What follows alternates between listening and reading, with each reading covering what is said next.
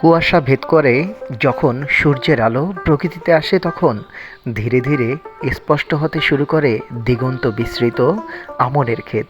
সোনামাখা রোদে মাঠে মাঠে ঝলমলিয়ে ওঠে সোনালি ধান।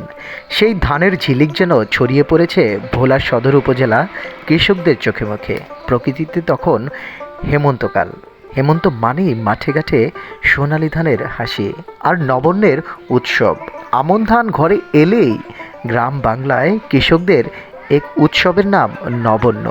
অগ্রহায়ণ মাসে ঘরে প্রথম ধান তোলার পর নতুন চাল দিয়ে উৎসবটি পালন করেন সাধারণ মানুষ। ভোলা সদর উপজেলা ১৩টি ইউনিয়নের মাঠে ঘাটে চলছে ধান কাটা। গানে গানে ধান কেটে চলছেন কৃষকরা। কৃষকদের সাথে সাক্ষাৎ করে জানা যায় এবার মোটামুটি লাভবান হয়েছেন তারা। এই হচ্ছে খেতে খামারে কাজ করে ফসলের দৃশ্য। সত্যি এই ধানগুলো দেখতে ভালোই লাগলো। গ্রাম বাংলার দৃশ্যগুলো যতটাই মুগ্ধকর তার চেয়ে বেশি মুগ্ধকর হচ্ছে এই যে ধান নেওয়ার দৃশ্যগুলো। তারপর হচ্ছে যে এই যে এখানে আমি আরো কিছু দৃশ্য দেখাচ্ছি।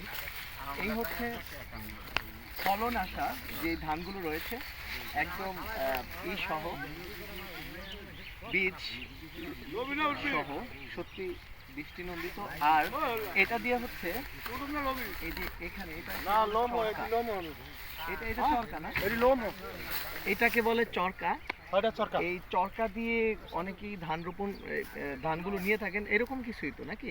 ধান নয়, এটা দিয়ে ধান নেন। আসলেই ভালো লাগে। এই যে এভাবে চাপ দিলে মনে হয় অনেকটা ঘুরে।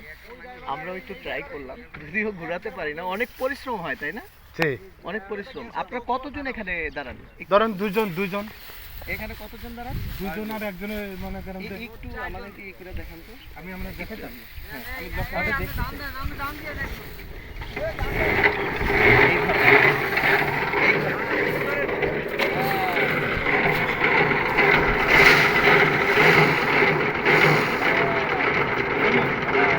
ঠিক আছে। প্রতিদিনকার ন্যায় আজ আমরা বেরিয়ে পড়লাম ভোলা সদর উপজেলা চরনাবাদ। সাধারণ কৃষকদের জীবনযাত্রা কেমন চলছে আজকে শুনবো তেমনই একজন কৃষকের জীবনযাত্রা। আপনাদের এখানে আমি বেশ কিছু অভিযোগ শুনলাম যে আপনারা এত পরিশ্রম করেন, আপনাদের ন্যায্য অধিকারগুলো কেন পান না, এই সম্পর্কে আমরা কিছু জানতে চাই। ন্যায্য অধিকার পাইতেছি না। এই যে আমরা কৃষক যারা বা এই যে কৃষকরা কিছুই পাইতেছে না। ওই ধান খেতে ওষুধ পাইতেছে না, সার পাইতেছে না, বীজ পাইতেছে না। ওই যারা যারা চালাকি হেরারে নিয়ে খেয়ালে। এই চালাক কারা?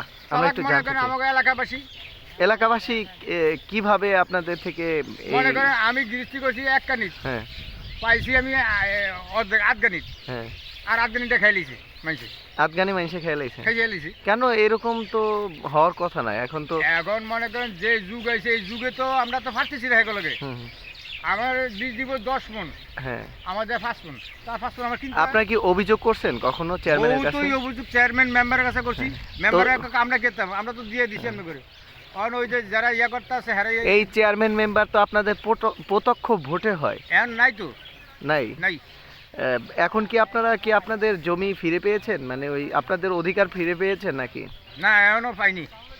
আচ্ছা, ভোলা চরনাবাদ ঘটে যাওয়া বেশ কিছু আমরা অভিযোগ শুনলাম। অবশ্যই এগুলো দৃষ্টিতে আনা দরকার যে উপর মহল এগুলো যদি গ্রাস করে খায় তাহলে তাদের অবস্থান কি হবে।